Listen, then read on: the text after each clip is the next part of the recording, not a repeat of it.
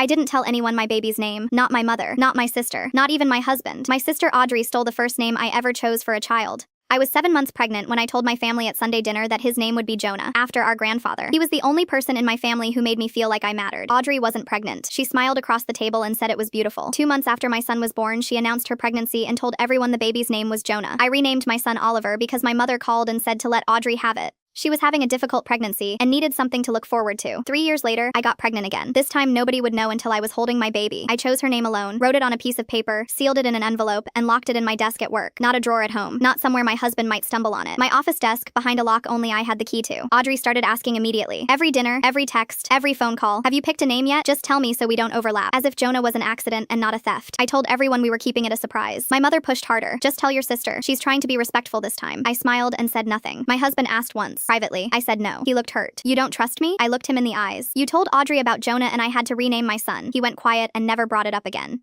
At 7 months, my mother showed up at my house unannounced. She sat at my kitchen table and told me Audrey was thinking about using the name Vivienne for her next baby. She wasn't even pregnant. My mother said I should steer clear of that one to keep the peace. That's when I understood. My mother wasn't checking on me. She was scouting names for Audrey. At my baby shower, Audrey stood up and gave a toast about sisterhood, about how our children would grow up as best friends. Then she handed me a gift, a leather journal with every family name written inside and highlighted in yellow, except the ones she'd already claimed. She looked at me and smiled. Maybe this will help you finally decide. 25 people laughed. I thanked her and set it aside. A week later, Audrey started texting me name suggestions. Charlotte, Margot, Penelope, 3 or 4 a day, always with a reason attached. Charlotte is classic. Margot is French and elegant. You'd love Penelope. It has nicknames. She wasn't helping me. She was steering me. If she couldn't steal my name this time, she'd pick one for me instead. 2 weeks before my due date, Audrey called crying. She said I was shutting her out, that keeping the name secret was cruel and childish, and I was punishing her for something that happened years ago. My mother took the phone and said I was tearing the family apart over a name. I listened to both of them for 14 minutes, then I said, I love you both. The name will be a surprise. And I hung up. Labor started at 4 in the morning. My husband drove in silence. At a red light, he looked over at me. Will I find out today?